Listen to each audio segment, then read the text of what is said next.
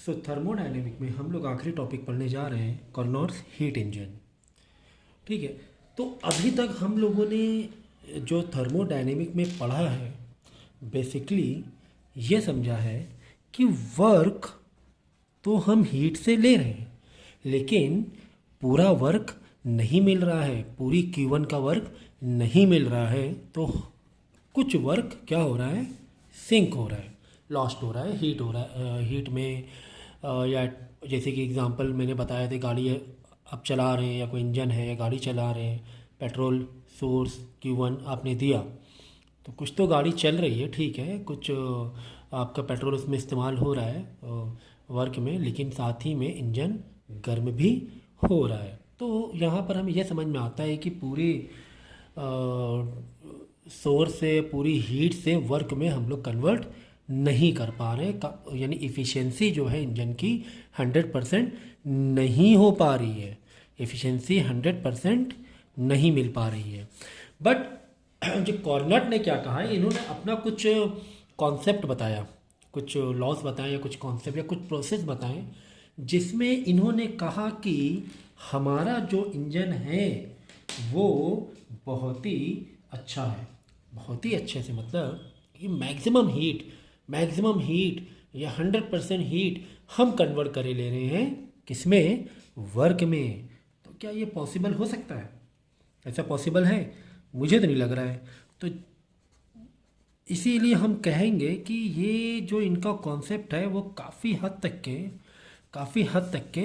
Hypothetical है, काफ़ी हद तक के क्या है, हाइपोथेटिकल है।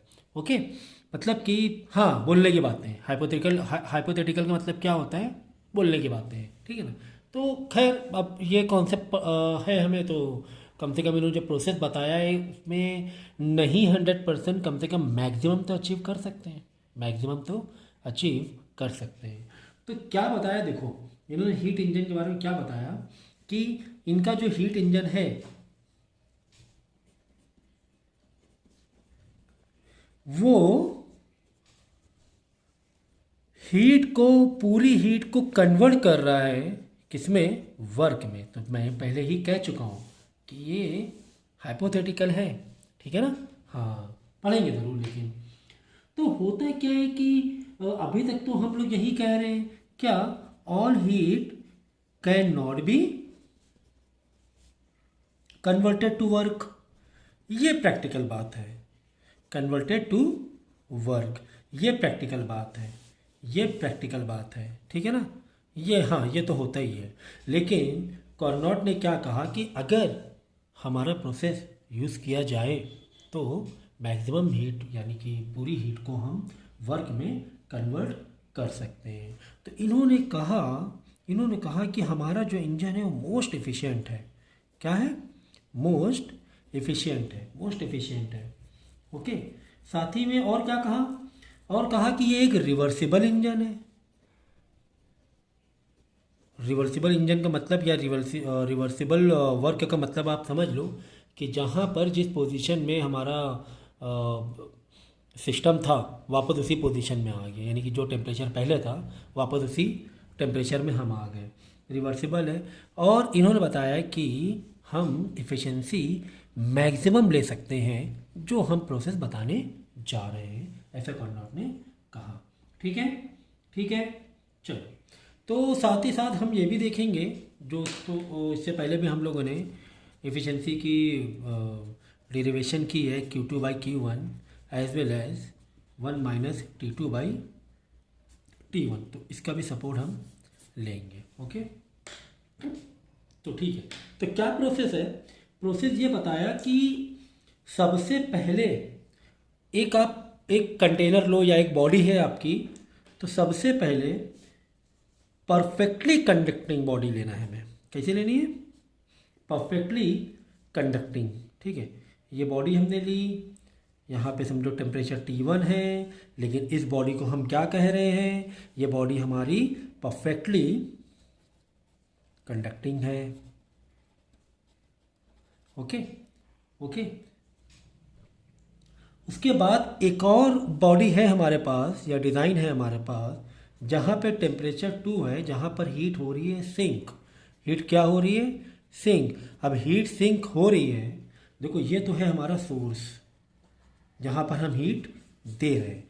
अब ये है सिंक, हीट सिंक हो रही तो वहाँ पर भी हमारा सिस्टम कैसा होना चाहिए? अगर सिंक हो रही तो परफेक्टली कंडक्टिंग होना चाहिए, तभी तो सिंक हो पाएगा। कैसा होना चाहिए? Perfectly conducting. ये जो वॉल्स है परफेक्टली कंडक्टिंग होना चाहिए। साथ ही में हमें एक स्टैंड की ज़रूरत पड़ेगी, एक स्टैंड की ज़रूरत पड़ेगी, एक स्टैंड की ज़रूरत पड़ेगी जहाँ पर हमें अपने सिस्टम या अपने कंटेनर को रखना है। वो होना चाहिए परफेक्टली इंसुलेटिंग, वहाँ से हीट ना जाए, जो भी हीट जा रही इस हमारे कंटेनर में जाए और कहीं बाहर ना जाए। ठीक है ना? परफेक्टली क्या होनी चाहिए? एडियाबैटिक या इंसुलेटिंग होना चाहिए। ओके, अब हम लोग क्या करेंगे? Step 1, step 2, step 3, step 4, basically 4 steps में हमारा ये काम हो रहा है। तो अगर हम इसका ग्राफ देखें तो रिवर्सिबल की बात हो रही है, तो रिवर्सिबल ग्राफ कुछ इस तरीके से बनकर आएगा, कुछ इस तरीके से।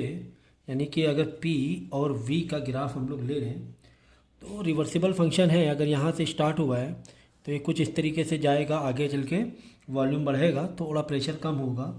फिर नेक्स्ट प्रोसेस में क्या होगा? यानी पहला वाला जो प्रोसेस होगा वो आइसोथर्मल होगा। आइसोथर्मल का मतलब आप लोग जानते हैं क्या होता है, मैं पहले ही बता चुका हूँ। तो आइसोथर्मल एक्सपेंशन होगा। उसके बाद जो सेकंड प्रोसेस होगा वो एडियाबैटिक एक्सपेंशन होगा।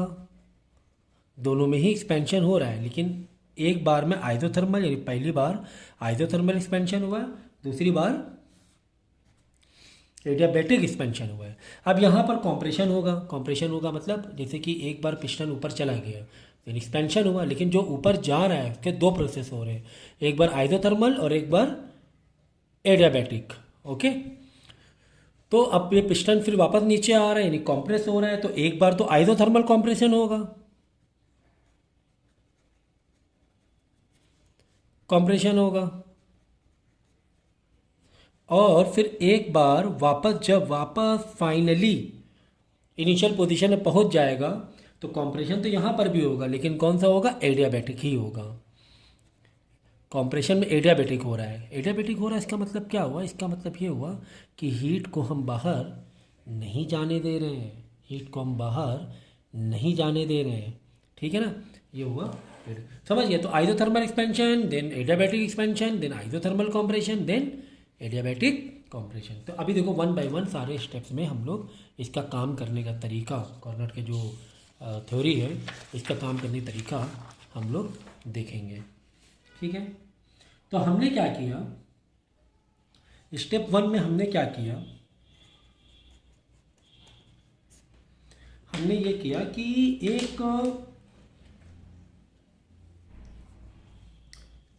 कंटेनर लिया या सिस्टम लिया। ओके, यहाँ पर हीट हमने दी, सोर्स दिया।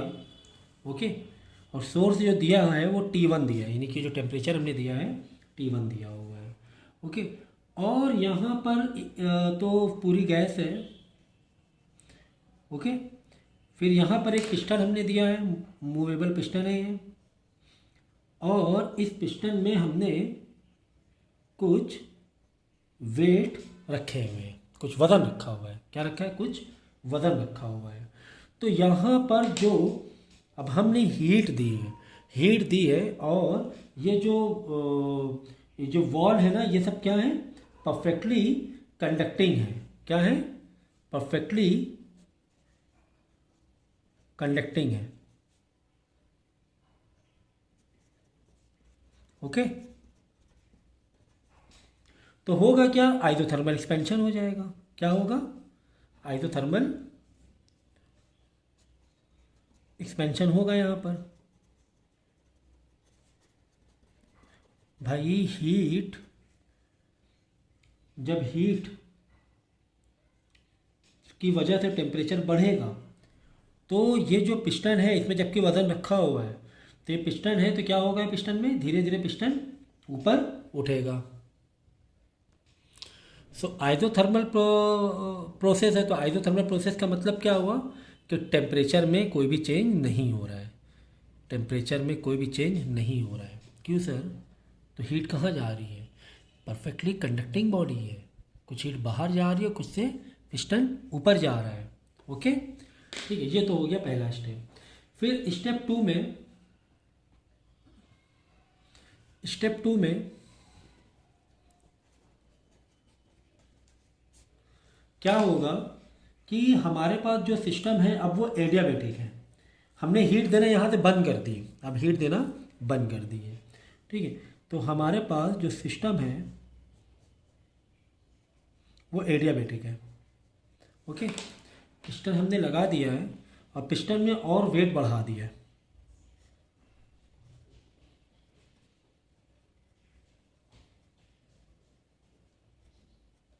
हमने वेट है ना और बढ़ा दिया है, ठीक है ना। तो होगा क्या, अब तो ये एडियाबैटिक है। बात समझ में आ रही कि नहीं आ रही है? ये क्या है? ये बॉडी इंसुलेटिंग बॉडी है, एडियाबैटिक है, इंसुलेटिंग बॉडी है। जब इंसुलेटिंग बॉडी है तो हीट, जो भी हीट इसके अंदर है वो तो अब बाहर जा नहीं पाएगी। जब ये बाहर नहीं जा पाएगी तो ये क्या करेगी, यानी हमने वज़न बढ़ाने के बाद भी ये पिस्टन को अप करेगा, पिस्टन को उठा देगा। यानी कि यहाँ पर जो हो रहा है, यहाँ पर जब थर्मल एक्सपेंशन हो रहा था तो यहाँ पर होगा एडियाबैटिक एक्सपेंशन, एडियाबैटिक एक्सपेंशन। तो एक्सपेंशन तो हो रहा है लेकिन टेम्परेचर बाहर या हीट बाहर नहीं जा पा रही है, जबकि हीट हमने हटा ली है। हीट हटा ली है तो क्योंकि, लेकिन अंदर तो टेम्परेचर था ही। अब तुमने इसकी बॉडी को एडियाबैटिक कर दिया है, अब क्या करें, अब टेम्परेचर बाहर कैसे फेंकें? तो वो पिस्टन को अभी भी एक्सपेंशन करेगा और यहाँ पे जो टेम्परेचर हो जाएगा वो T2 हो जाएगा। क्या हो जाएगा? T2 हो जाएगा। ठीक है, तो ये हो रहा है एडियाबैटिक एक्सपेंशन। फिर स्टेप 3 में क्या हो रहा है? स्टेप 3 में हमने क्या किया कि अपने कंटेनर में से या अपने बर्तन में से कुछ वज़न को हटा लिया। ये मैंने बनाया पिस्टन, देखो एक ही एक वज़न रखा है हमने, मतलब कुछ वज़न को हटा लिया है, कुछ वज़न को हमने क्या कर लिया, हटा लिया है। ठीक है ना।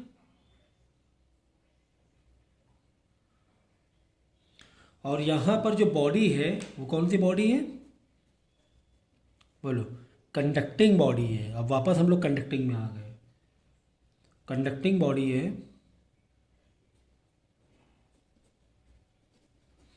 तो कंडक्टिंग बॉडी में कौन सा प्रोसेस होता है? आइसोथर्मल। कौन सा होगा? आइसोथर्मल प्रोसेस होगा। यानी यहाँ पर जो हो रहा है आइसोथर्मल कॉम्प्रेशन हो रहा है। क्या हो रहा है? कॉम्प्रेशन हो रहा है। देखो हीट तो पहले दिया था ना, हीट हमने हटा लिया, बस स्टेप 1 में ही हीट जितनी देनी थी दे दी। तो धीरे धीरे हीट जब टेम्परेचर उसका मेंटेन होगा तो क्या होगा, धीरे धीरे वापस पिस्टन नीचे नहीं आएगा, फिर से पिस्टन नीचे आने लगेगा। एनर्जी देके काम उसने कर लिया है ना, पिस्टन ऊपर चला गया, काम उसने कर लिया है, तो वापस क्या होगा, नीचे आएगा पिस्टन। तो लेकिन वो क्या होगा, बहुत ही स्लो आएगा। तो यहाँ पर आप एक काम और कर सकते हो कि चाहो तो वेट है ना यहाँ पर थोड़ा, अगर जैसे कि पिस्टन को नीचे लाना है तो वापस चाहो तो वेट अब थोड़ा रखना है। स्लोली वेट बढ़ा लो, स्लोली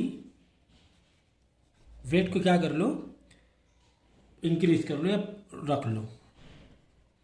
क्यों स्लोली? इसलिए हमें आइसोथर्मल प्रोसेस करना है। हमें कौन सा करना है? आइसोथर्मल प्रोसेस करना है।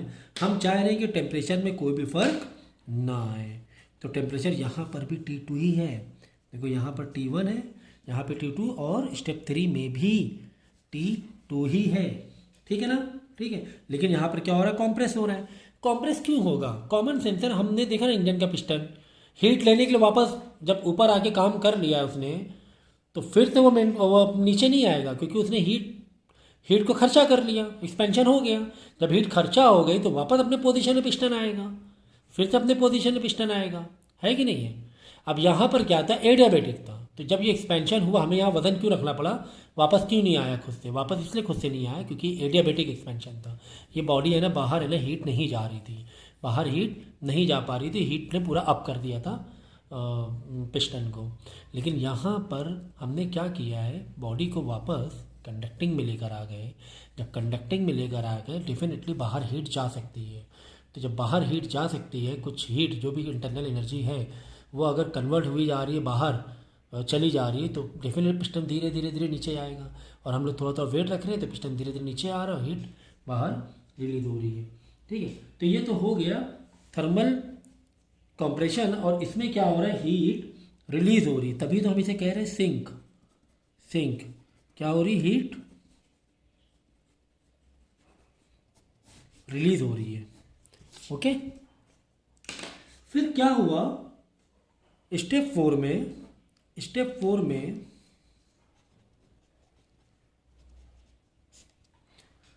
हमने क्या किया, बॉडी को फिर से एडियाबेटिक कर दिया। बॉडी को फिर से क्या कर दिया, एडियाबेटिक कर दिया। यानी कि जैसे वो हीट बाहर छोड़ने जा रहा था, ये पिस्टन में वजन बढ़ा रहे थे, जैसे हीट बाहर रिलीज होने जा रही थी तो हमने क्या कर दिया, सिस्टम को एडियाबेटिक कर दिया। अब बाहर हीट नहीं जाएगी, एडियाबेटिक कर दिया। तो अब ये पिस्टन कॉम्प्रेस तो करेगा, हो सकता हो कुछ हीट तुम्हारी इंटरनल एनर्जी में बदल जाएगी, कॉम्प्रेस होगा तो वापस हीट जनरेट होगी ना, प्रेशर से भी तो हीट बढ़ती है। सो एडियाबेटिक कॉम्प्रेशन हो रहा है यहाँ पर। ओके, ये हमारे 4 प्रोसेस हैं। इस तरीके से 4 प्रोसेस में काम होता है। तो अगर हम इसका डायग्राम बनाना चाहें तो बना सकते हैं। देखो डायग्राम ऐसे बनेगा, जैसे ये देखो ध्यान से, P है और ये V है।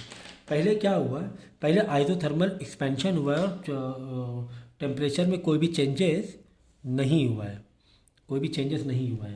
यानी प्रेशर P1 था इनिशियल 1 मतलब पहला स्टार्टअप, वॉल्यूम V1 था और यहाँ पे टेम्परेचर T1 था, हमने मान लिया हीट दे रहे हैं। बाद में क्या हुआ, जब स्टेप 2 में एडियाबैटिक एक्सपेंशन हुआ तो पहले तो आइसोथर्मल एक्सपेंशन हुआ कहीं ना कहीं से। पहले क्या हुआ, आइसोथर्मल एक्सपेंशन हुआ है। तो आइसोथर्मल हम क्या मानते हैं, टेम्परेचर तो वही का वही रहने वाला है। तो लेकिन प्रेशर क्या हो गया, P2 हो गया, वॉल्यूम भी बदला क्योंकि आइसोथर्मल एक्सपेंशन हुआ, V2 हो गया, लेकिन टेम्परेचर T1 ही रहने वाला है। उसके बाद क्या हुआ, एडियाबैटिक एक्सपेंशन हुआ। एडियाबैटिक एक्सपेंशन में टेम्परेचर तो बदलने ही वाला है ना, टेम्परेचर तो बदलने ही वाला है। तो यहां पर प्रेशर क्या हो जाएगा, P3 हो जाएगा, वॉल्यूम V3 हो जाएगा और टेम्परेचर T2 हो जाएगा। ठीक है,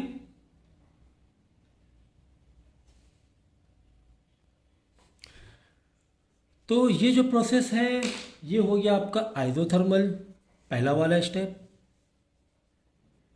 आइसोथर्मल एक्सपेंशन।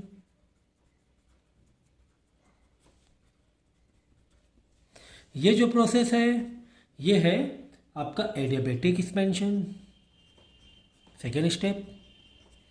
ठीक है, तो सेकेंड स्टेप में टेम्परेचर चेंज हुआ है क्योंकि पहला वाला आइसोथर्मल था, तो यहाँ पे T1, यहाँ पर भी T1 ही रहेगा। लेकिन जब हम लोग ने P2 V2 से P3 V3 में आए, यानी कि एडियाबैटिक एक्सपेंशन में आए, तो एडियाबैटिक में इंटरनल एनर्जी बदल रही है, टेम्परेचर T2 हो रहा है, वॉल्यूम बदल रहा है, प्रेशर P3 हो रहा है। ओके, तो वापस क्या हो रहा है, फिर से क्या हो रहा है, देखो पहले एक्सपेंशन हुआ, वर्क हुआ पॉजिटिव में, अब ये निगेटिव क्योंकि कॉम्प्रेस हो रहा है, या कॉम्प्रेस होगा तो वॉल्यूम क्या हो, कम होगा। जब वॉल्यूम कम होगा तो प्रेशर बढ़ेगा थोड़ा सा, तो ये ऐसे जाएगा, थोड़ा सा ऊपर जाएगा, वॉल्यूम कम की तरफ जाएगा। ठीक है, तो यहाँ पर क्या हो गया, प्रेशर P4 हो गया। ये स्टेप 3 चल रहा है। स्टेप 3 क्या है बताओ, आइसोथर्मल कॉम्प्रेशन है। तो आइसोथर्मल कॉम्प्रेशन में याद रखना टेम्परेचर नहीं चेंज होगा। देखो T1 है क्योंकि आइसोथर्मल था, T1 से T2 हो गया क्योंकि एडियाबैटिक था, वापस T2 से T2 ही रहा। क्यों, क्योंकि आइसोथर्मल कॉम्प्रेशन है। क्या है, आइसोथर्मल कॉम्प्रेशन है।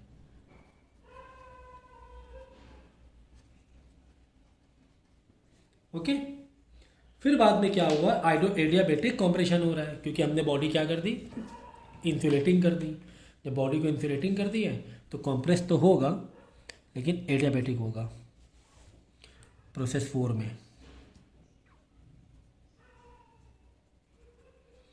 एडियाबैटिक कंप्रेशन, और ये वापस जाके इनिशियल पोजीशन में आ जाएगा, T2 फिर से क्या बन जाएगा, T1 बन जाएगा।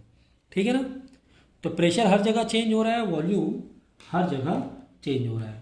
तो यहाँ से मैं एक चीज़ ये समझ में आ रही कि जब यहाँ से यहाँ पर, यानी ये तो हमने हीट दी ना हाइड्रोथर्मल में, यानी हमने क्या दिया, प्लस Q दिया है।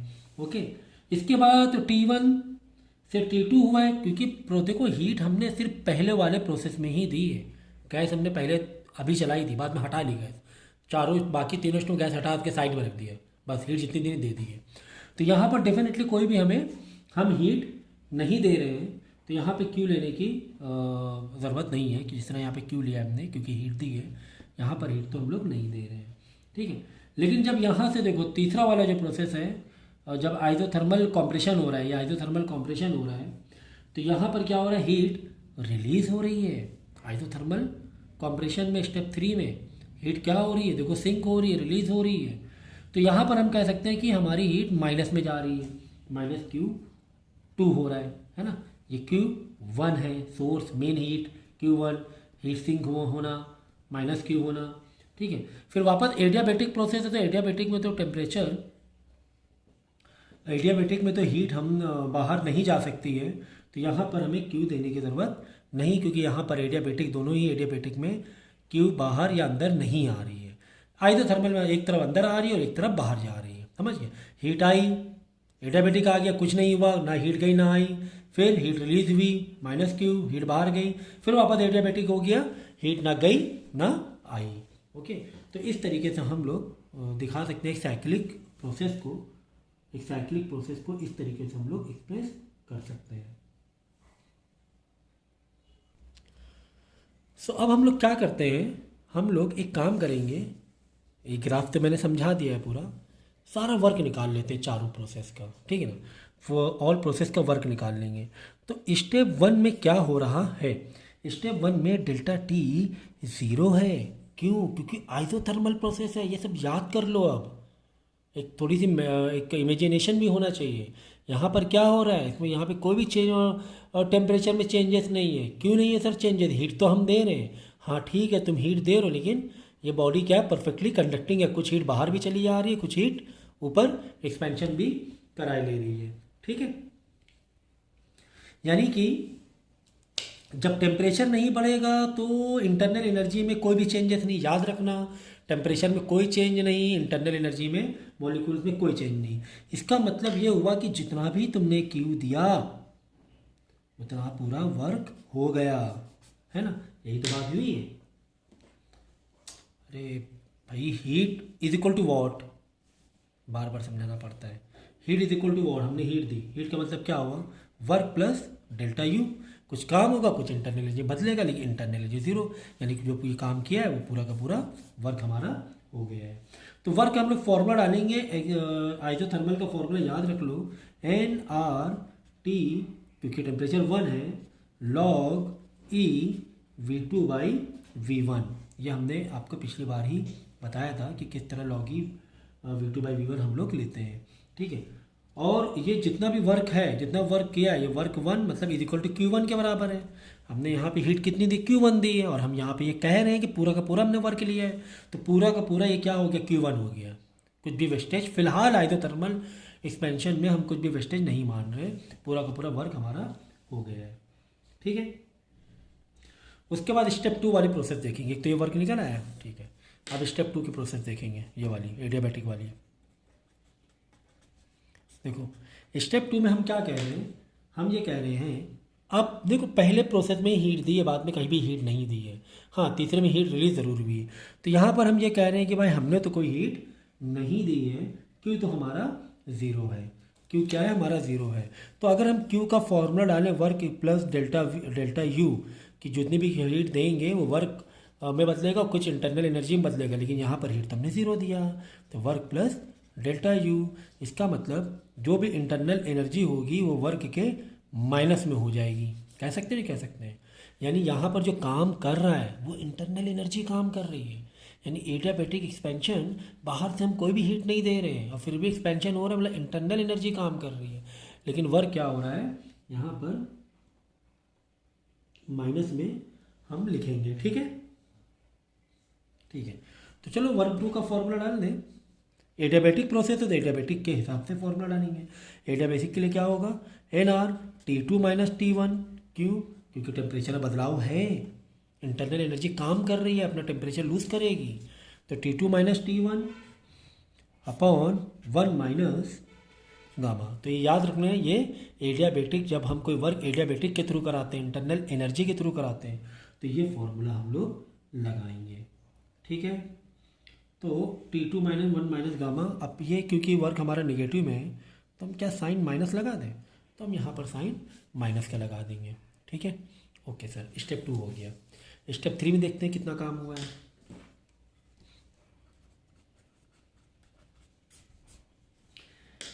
स्टेप 3 तो मेरे ख्याल से आइसोथर्मल एक्सपेंशन है। ये देखो, आइसोथर्मल कॉम्प्रेशन है। ठीक है ना, आइसोथर्मल कॉम्प्रेशन है। तो आइसोथर्मल कॉम्प्रेशन है तो अगेन क्या कि हमारा डेल्टा टी तो 0 रहने वाला है, और डेल्टा टी 0 है, इसका मतलब डेल्टा टी 0, टेम्परेचर में कोई चेंज नहीं, मतलब इंटरनल एनर्जी में कोई भी चेंजेस नहीं, बस सीधा सीधा टेम्परेचर में कोई बदलाव नहीं, मतलब इंटरनल एनर्जी में कोई बदलाव नहीं। तो हम क्या करें, Q = internal energy plus work करते हैं, ये तो हमारा फॉर्मूला है, इंटरनल प्लस वर्क। लेकिन यहाँ पर तो इंटरनल एनर्जी 0 है, तो प्लस वर्क, यानी जितनी भी हीट है वो उसका पूरा वर्क हुआ है, यही बात हुई। लेकिन यहाँ पर हीट, क्योंकि यह आइसोथर्मल कॉम्प्रेशन है और हमने हीट तो पहली बार गैस चलाई थी, बस उसको गैस हटा लिया था। ठीक है ना, तो यहाँ पर तो कोई भी हीट ना आई गई क्योंकि एडियाबेटिक था। लेकिन यहाँ पर कंडक्टिंग वॉल होने से हीट बाहर रिलीज हुई है। ओके, तो Q = W आ गया, और देख लो आप पॉजिटिव में आ रहा है। तो क्या करेंगे, Q, तो ये जो हीट है, कौन सी हीट है, सिंक वाली हीट है।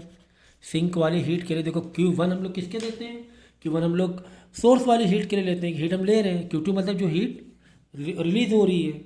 ओके, तो Q2 = आइसोथर्मल प्रोसेस का वर्क क्या होता है, ये अभी हम लोग डिस्कस किया था। यहाँ पर देखो nRT, तो nRT, टी में टेम्परेचर 2 डाल दो। क्यों टेम्परेचर 2 डाल दें, क्योंकि यहाँ पर आकर टेम्परेचर बदल गया था।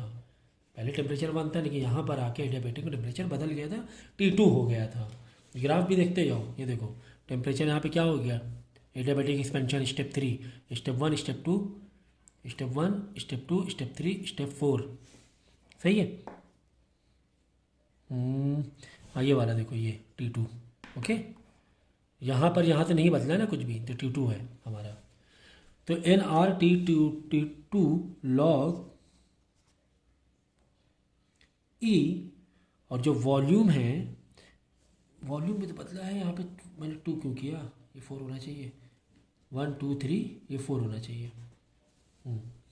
V2 मतलब जो फाइनल है माइनस इनिशियल V3, मतलब V3 से V4 हो गया ना, सॉरी V4/V3, मेरी सॉरी, V4 से, तो तीसरे स्टेप में है हम लोग। कौन से स्टेप में, आइसोथर्मल कॉम्प्रेशन में।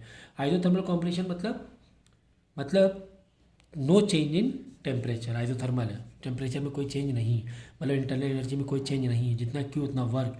तो लेकिन ये Q था कौन वाला था, ये Q रिलीज वाली Q है, ये हमने एक्स्ट्रा कोई Q नहीं दिया, एक्स्ट्रा कोई हीट नहीं दी है। तो वॉल्यूम क्या हो गया, V4/V3 हो गया है, V4/V3, देखो V4/V3, ये वॉल्यूम हो गया है।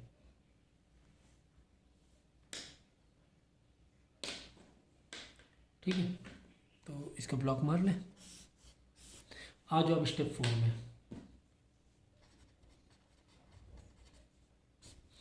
स्टेप 4 में क्या हो रहा है, वापस स्टेप 4 में क्या हो रहा है, एडियाबेटिक कॉम्प्रेशन हो रहा है। तो एडियाबेटिक कॉम्प्रेशन में पता है कि टेम्परेचर में चेंजेस तो होगा, और इसीलिए देखो यहाँ पे T2 से वापस T1 हो रहा है, यही ना आखिरी वाले 1 2 3 4। तो टेम्परेचर में तो कोई ना कोई चेंजेस होगा। ठीक है ना, अब टेम्परेचर में चेंज है तो इसका मतलब इंटरनल एनर्जी भी काम कर रही है। लेकिन Q तो हमारा यहाँ पे 0 ही है, क्योंकि ना एडियाबेटिक, यहाँ एडियाबेटिक आ जाए तो बोलो Q 0, ना तो हीट जा सकती है ना ही हीट आ सकती है। तो हमने फॉर्मूला लगाया Q = change in internal energy plus work. अब एडियाबेटिक है तो definitely change in internal energy होने वाला है, लेकिन Q क्या है यहाँ पर 0 है, क्योंकि एडियाबेटिक में स्टेप 4 में ना हीट ले सकते हैं ना हीट दे सकते हैं, मतलब Q 0 है। तो डेल्टा यू प्लस वर्क यानी वर्क आ गया नेगेटिव में is equal to delta U, यानी कि इंटरनल एनर्जी में काम तो किया है, इंटरनल एनर्जी ने काम तो किया है लेकिन नेगेटिव में किया है। ओके, तो चलो वर्क का फॉर्मूला डाल दो। वर्क इज इक्वल टू, देखो यहाँ पे वर्क 1 हुआ था, यहाँ पे वर्क 2 हुआ था, और यहाँ पे हम कह सकते हैं वर्क 3 है ना, जो भी हीट दे रहे हैं, जो वर्क में कर रहे हैं वर्क 3 है। यहाँ पे वर्क 4, मतलब चौथी बार में कितना काम हो रहा है। तो चौथी बार में भी एडियाबैटिक प्रोसेस है, तो एडियाबैटिक के लिए हमें पता है, हम ये फॉर्मूला डालेंगे। तो यहाँ पे क्या करेंगे, N R final temperature minus initial temperature. Final temperature T1 है, देखो यहाँ से यहाँ गए तो ये फाइनल हुआ ना, तो T1 माइनस T2, तो ये ध्यान रखना है, T1 minus T2 upon 1 minus gamma. Okay, ये हो गए हमारे चारों वर्क। तो चारों वर्क कैसे में देख लो, 1 2 3 4, ठीक है।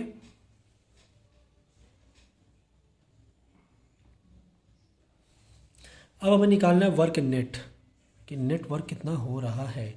तो वर्क नेट निकालने के लिए वर्क 1 प्लस वर्क 2 करेंगे, प्लस वर्क 3 करेंगे, प्लस वर्क 4 करेंगे, ठीक है। अच्छा, अभी ध्यान दो ज़रा कि वर्क 2 और वर्क 4 मेरे ख्याल से टर्म सेम है, लेकिन साइन माइनस प्लस का फ़र्क है। वर्क टू में देखो ये N R T2 minus 1 minus gamma, यहाँ पे N R T1 minus T2। तो ओवरऑल क्या करेंगे, बाहर कॉमन माइनस ले लेंगे, तो ये भी क्या हो जाएगा, T2 माइनस T1 हो जाएगा। बाहर माइनस कॉमन ले लेंगे, ये भी क्या हो जाएगा, T2 माइनस T1, ये भी T2 माइनस T1, लेकिन ये एक प्लस में और एक माइनस में है। तो 4 और 2 work 1 number work 4 and work 2 क्या हो जाएंगे, कैंसिल हो जाएंगे, ठीक है। यहाँ तक समझ में आ गया। अब बचे कितने, अब 2 वर्क बचे, तो दोनों को ऐड मार दो, ठीक है ना। अभी 2 वर्क बचे, दोनों का एडिशन कर दो। तो दोनों का जब एडिशन होगा,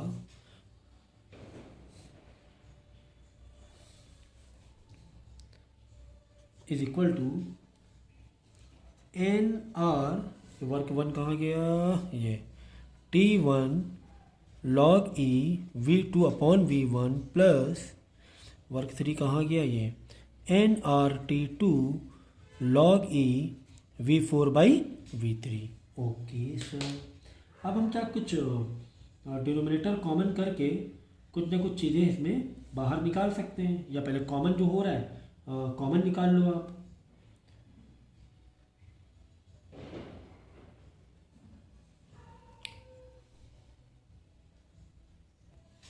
ठीक है, जो अगर इसमें कॉमन निकल रहे हैं एनआर, वो कॉमन निकाल लेना।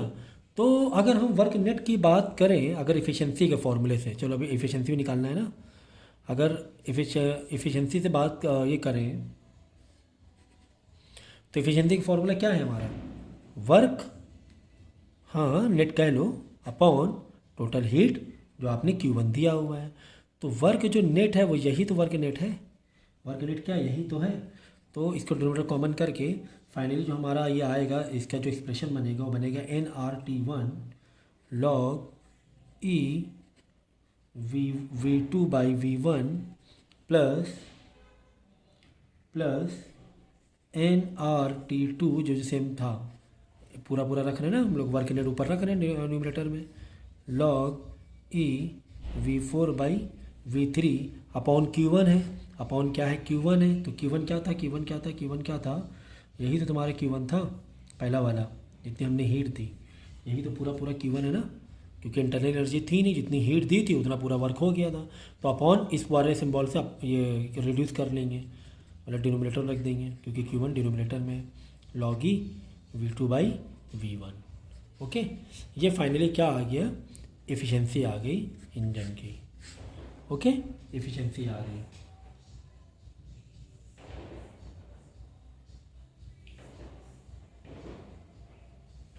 ओके, तो ये फार्मूला आपको याद कर लेना है, कार्नोट इंजन की एफिशिएंसी है।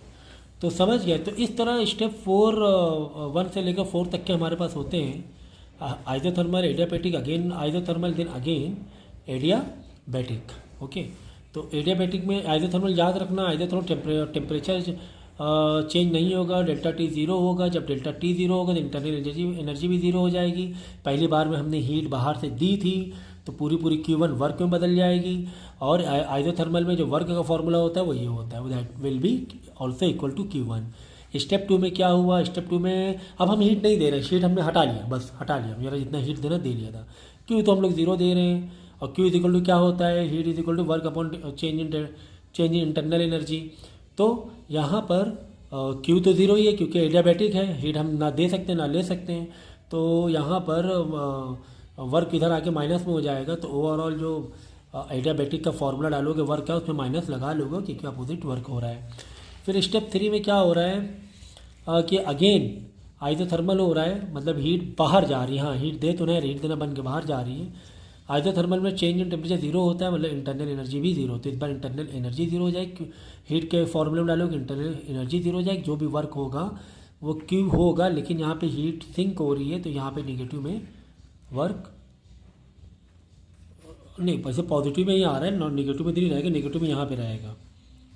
नेगेटिव में कहाँ आ रही है तो डेल्टा यू ज़ीरो है ना, तो Q is equal to work हो रहा है, तो यहाँ पे इतना वर्क हो जाएगा। ठीक है, उसके बाद स्टेप 4 में क्या हो रहा है, अगेन स्टेप 4 में एडियाबैटिक हो रहा है, मतलब हम हीट ना दे रहे ना ले रहे, क्यों यहाँ पे ज़ीरो हो जाएगा, डेल्टा यू, हाँ डेल्टा यू की वजह से ही कुछ ना कुछ काम होगा, तो वर्क इधर आके माइनस हो जाएगा। क्यों, क्योंकि अब हमें सिस्टम काम करके दे रहा है। जो शुरुआत में हमने साइन कन्वेक्शन पढ़े था, अगर सिस्टम हमें काम दे रहा है तो निगेटिव वर्क होता है। ठीक है, तो उसके बाद क्या, वर्क नेट निकालने के लिए हमें चारों वर्क प्लस किया, जिसमें वर्क 2 वर्क 4 तो निगेटिव और पॉजिटिव। तो आप बोलोगे सर ये तो स्टेप 2 में ये कहाँ गया, वर्क 2 वर्क 4, ये वर्क 2 है, ये वर्क 4 है, तो ये दोनों आपस में क्या हो जाएंगे, रिड्यूस हो जाएंगे। आपस में दोनों क्या हो जाएंगे, रिड्यूस हो जाएंगे।